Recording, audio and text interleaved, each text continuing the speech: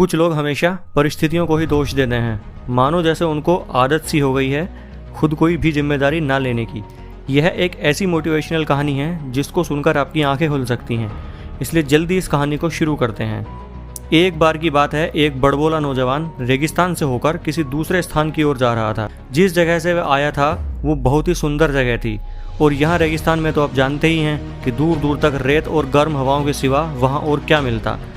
मन ही मन वह अपने आप से बोलने लगा कि यह जगह बहुत सुंदर हो सकती थी अगर यहाँ पर पानी होता तो। यहाँ एक से सुंदर एक पेड़ उग रहे होते, यहाँ पर कितने लोग घूमने आया करते और आनंदमय हो जाया करते। देखा जाए तो वह यह कहना चाह रहा था कि यहाँ स्रोतों की कमी है, वरना जगह को बहुत अच्छा बनाया जा सकता था।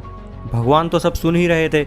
उन्होंने सोचा आज इसको इसकी इस आदत से परिचित करा दिया जाए कि वह परिस्थितियों को दोष न देकर जिम्मेदारी लेना सीखे। फिर उसकी परीक्षा की घड़ी आ गई और उसके साथ कुछ ऐसा हुआ कि वह अपने इसी तरह के ख्याली पुलाव अपने मन में पकाता जा रहा था कि कुछ दूरी पर उसको एक छोटा सा तालाब दिखाई दिया जो पानी से ऊपर तक भरा हुआ था। वहाँ पानी का तालाब देखकर वह भौचक्का रह गया और सोच विचार में उलझ गया। उसके बाद उसको वहाँ एक रस्सी और बाल्टी दिखाई दी।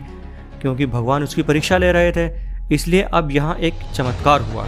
कुछ देर बाद उसकी नज़र वहाँ पड़े हुए एक कागज़ पर पड़ी जिसमें लिखा हुआ था कि तुमने कहा था यहाँ पर पानी का कोई स्रोत नहीं है, देखो अब तुम्हारे पास पानी का स्रोत है। तुमने सही सोचा था कि यह जगह बहुत सुंदर हो सकती है और ये बात सही भी है, किंतु अब तुम्हारी बारी है, इस स्थान को सुंदर बनाने की पहल करो। उसने पर्ची पढ़ी और सोचने लगा कि जगह सुंदर तो बहुत लगेगी, लेकिन मेरे अकेले के पेड़ लगाने से थोड़ा ना कोई फ़र्क पड़ेगा। बस फिर क्या था, उसने पर्ची फेंकी और 9 2 11 हो गया। दोस्तों, आपको लग रहा होगा कहानी बहुत छोटी रही, लेकिन सीख बहुत बड़ी मिली है इस कहानी से। आइए समझते हैं क्या सीख मिली है। दोस्तों, यह कहानी हमें यह सिखाती है कि अगर आप परिस्थितियों को दोष देना चाहते हो कोई दिक्कत नहीं है, लेकिन जैसे आप चाहते हो वैसे हालात अगर बन जाएं तो क्या आप परिस्थितियों को बदल सकते हैं, या फिर भी आप जिम्मेदारी लेने से पीछे हटोगे। इस कहानी में तो यही लगता है कि कुछ लोग सिर्फ परिस्थितियों को ही दोष देना जानते हैं।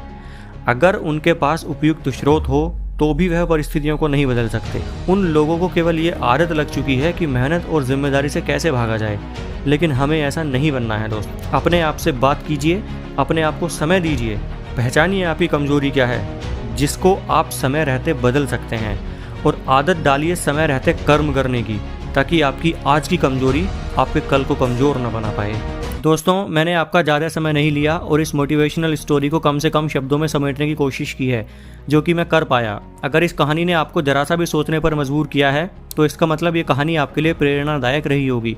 तो कैसा रहेगा अगर आप इस कहानी को अपने घर में उन बच्चों को भी शेयर करें जिनको ऐसी कहानियों के माध्यम से ऐसे मोटिवेशन की सबसे ज़्यादा ज़रूरत है, इससे पहले कि समाज की घटिया और दकियानूसी सोच के सामने वो अपनी अच्छी सोच और सूझबूझ का इस्तेमाल न कर पाएँ। साथ ही इस चैनल को सब्सक्राइब करने में कोई नुकसान तो आपका होगा नहीं, क्योंकि समय समय पर ऐसी कहानियाँ आपके लिए इस चैनल पर अपलोड की जाएंगी जो आपकी फेवरेट होंगी और अच्छी सोच के लिए जिम्मेदार होंगी।